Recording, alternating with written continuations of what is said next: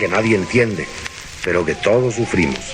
La vecina de abajo, la de arriba, la de un lado y la del otro cocinan y barren oyendo música y comedias radiofónicas o de televisión, y no conciben cómo sus abuelas pudieron vivir sin tener esas distracciones mientras hacían trabajos rutinarios y molestos.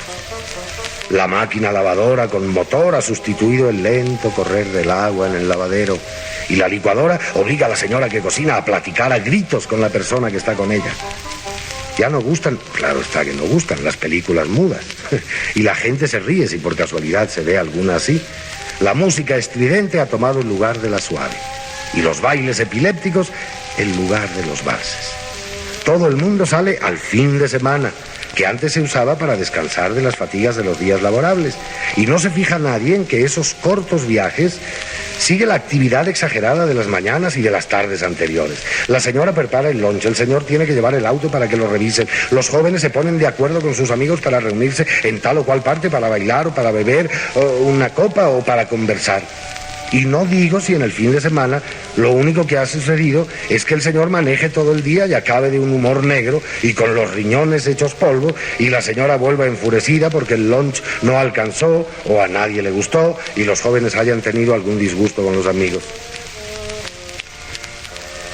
El fin de semana así se considerará normal.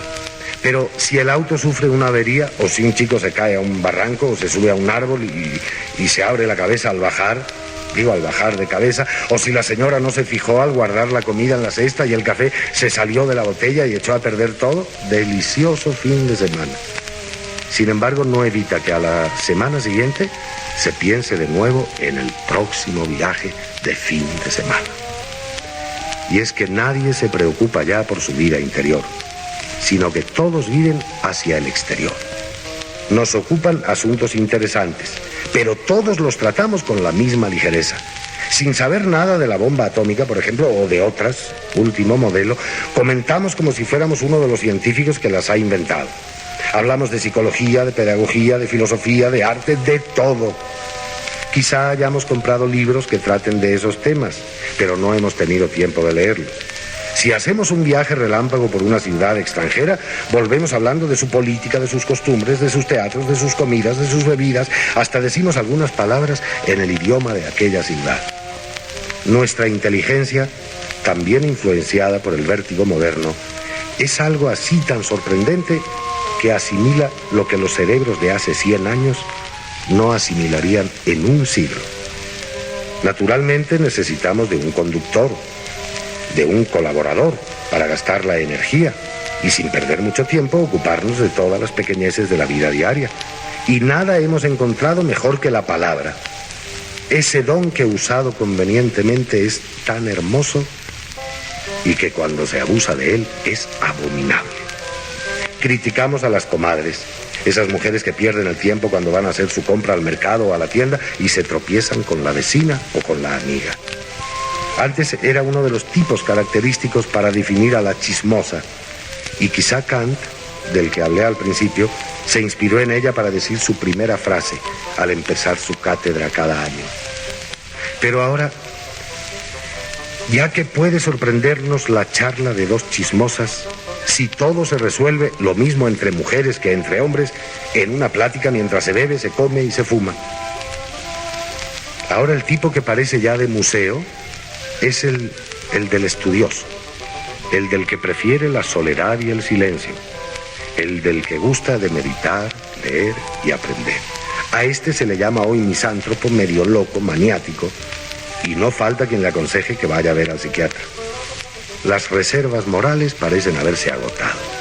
En los siglos anteriores había individuos que eran débiles mentales, y malos incluso, pero como la sociedad era vigorosa, no podían aquellos hacerle ningún daño, y los hombres no estaban tan expuestos al fracaso, ya que el ambiente era estable porque cada uno era fuerte por sí mismo, por su instrucción, por su inteligencia cultivada, por el deseo constante de mejorar y el respeto hacia los demás. Pero las guerras han cambiado las mentalidades y los ambientes, debilitándolos, imponiendo la actividad y el miedo en cada persona. Escuché la charla de dos jóvenes, una muchacha y un muchacho. Ella había logrado buenas calificaciones en algunas materias en la universidad. Él, bueno, no tan buenas. Ella se burlaba un poco y el muchacho, sin sentir la menor vergüenza, alegó: ¿de qué te servirá todo eso que aprendiste este año si volvemos a la guerra? ¿No sería mejor que nos divirtiéramos? No hay nada más fastidioso que estudiar y al final no tiene objeto. Mi primo Juan, que apenas sabe leer y escribir, gana millones, y mi hermano Alberto, que fue siempre el primero de su clase, vive miserablemente. Ese joven pensaba hacia el exterior. No concedía al individuo más valor que el que le daba la parte material de su existencia. La personalidad no contaba para él. Y por desgracia, ese es el pensamiento predominante de nuestra juventud. En su subconsciente prevalece el miedo que la guerra dejó a sus padres. El temor los hace despreciar la riqueza espiritual, el cultivo de la inteligencia. Viven, sin darse cuenta, deseando casi que una nueva catástrofe les dé la razón, los libere de la obligación de estudiar, de pensar, y procuran aprovechar hasta el último minuto que tienen, porque acaso después llegue la muerte y no han podido aprovechar la vida. En estas condiciones, ¿para qué puede servirnos la inteligencia? ¿Para usar palabras más o menos bonitas? ¿Para hablar con más o menos gracia? ¿Para saber usar el cinismo o para criticar más fácilmente? Pues para todo esto la inteligencia necesita también una poca de cultura, de práctica. Necesita ejercitarse pensando. De otra manera los hombres hablarían como los niños, repitiendo lo que oyeran y muchas veces no sabiendo lo que decían. La palabra nos fue concedida no para desperdiciarla en inútiles discusiones, no para perjudicar a los otros, para criticarlos sin piedad y para ofenderlos. Nos la dio nuestro Señor para que, pudiéndonos comunicar por medio de ella con nuestros semejantes, fuera un vehículo de alegría, de satisfacciones, para que con ella pudiéramos dirigirnos a Él y agradecer sus bondades.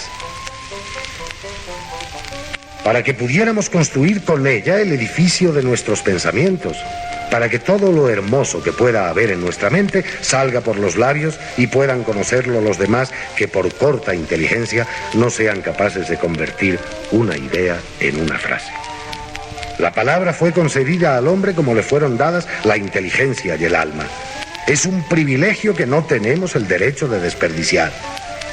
Sin la palabra no podrían entenderse los sabios.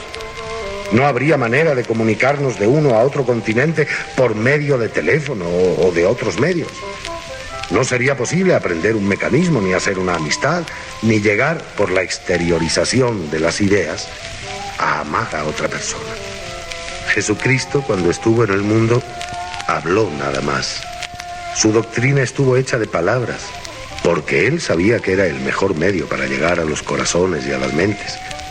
¿Por qué entonces desperdiciar la hora menospreciando la reflexión que pueda traducirse después en una bella frase que sirva a los demás?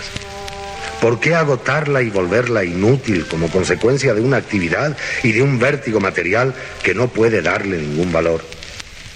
La palabra muchas veces puede salvarnos, pero también puede perdernos. Tenemos el ejemplo número 1 en el paraíso, donde nuestros padres eran felices, pero llegó el primer rojo y por oír su palabra revolucionaria perdieron cuanto tenían. Judas y San Pedro son otro ejemplo. Uno se perdió y el otro se salvó. No hables mucho porque te equivocarás mucho, dice el refrán, y nada tan sabio como esto. El que calla y guarda silencio cuando es prudente puede en cualquier momento rectificar su pensamiento. Pero el que habla siempre, sin reflexionar antes, está en peligro constante. ¿Cuántas veces nos arrepentimos de haber dicho esto o lo otro? ¿Cuántas veces quisiéramos que los demás fueran sordos para que no escucharan lo que decimos en un momento de extravío o de violencia? ¿Cuántas veces pretendemos componer algo que dijimos y lo descomponemos más? La palabra dicha es inexorable. Si ofendemos con ella, podremos ser perdonados o castigados. Podremos llegar a olvidarla. Pero el ofendido la guardará siempre y alguna vez surgirá en su memoria. Todos podemos conocer lo sublime del silencio. Se equivocan los que suponen que solo en los monasterios se medita y se vive en silencio. El callar no está en contra de la actividad, ni de la vida moderna, ni de nuestro vértigo. Es una virtud que puede acompañarnos constantemente y que nos ayudará a encontrar más agradable hablar, porque lo haremos siempre en el momento oportuno.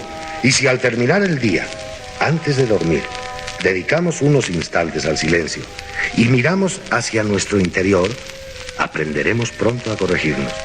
Pero tendremos que meditar en esos instantes de silencio con toda sinceridad. Reconoceremos nuestros errores cometidos durante el día. Nuestra mente llegará, después de un trabajo que al principio será difícil y más tarde fácil, a señalarnos esas faltas. La vida interior irá haciéndose más intensa. Sentiremos la necesidad de volver con el alma, después del vértigo y la actividad diarios, al descanso del silencio. Nos acordaremos, cuando menos entonces, de que nuestro espíritu sí está desligado por completo de los afanes materiales y podremos someternos humildemente al poder curativo de nuestro médico divino. Y sobre todo sabremos que vale la pena vivir.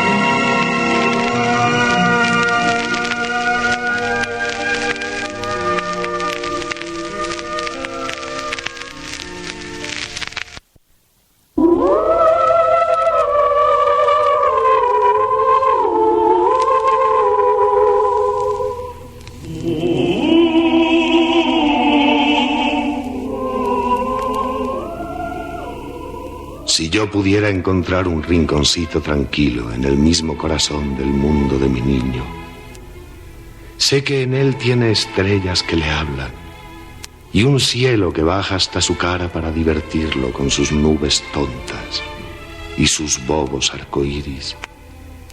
En él, todos esos que parece que nunca dicen nada y que nunca se mueven, se deslizan hasta su ventana y le cuentan cuentos y le ofrecen bateas cargadas de juguetes de ricos colores.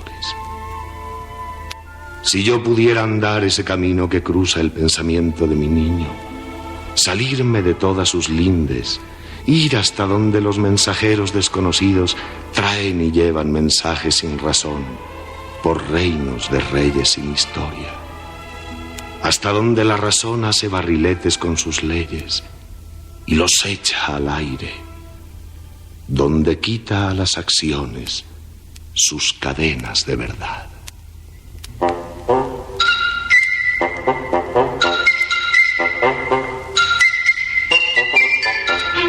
¿Qué es un niño? Los niños vienen en tamaños, pesos y colores surtidos. Se les encuentra donde quiera, encima, debajo, dentro, fuera, trepando, colgando, corriendo, saltando. Las mamás los adoran, las niñitas los odian, las hermanas y los hermanos mayores los toleran, los adultos los desconocen y el cielo los protege. Un niño es la verdad con la cara sucia, la sabiduría con el pelo desgreñado, la esperanza del futuro con una rana en el bolsillo. Un niño tiene el apetito de un caballo, la digestión de un tragaespadas, la energía de una bomba atómica, la curiosidad de un gato, los pulmones de un dictador, la imaginación de Julio Verne, la timidez de una violeta, la audacia de una trampa de acero y el entusiasmo de una chinampina. Le encantan los dulces, las navajas, las sierras, la Navidad, los libros con láminas, el chico de los vecinos, el campo, el agua en su estado natural, los animales grandes, papá, los trenes los domingos por la mañana y los carros de bomberos. Le desagradan las visitas, la doctrina, la escuela, los libros sin láminas, las lecciones de música, las corbatas, los peluqueros, las muchachas, los abrigos, los adultos y la hora de acostarse. Nadie más se levanta tan temprano ni se sienta a comer tan tarde. Nadie más puede embutirse en el bolsillo un cortaplumas oxidado.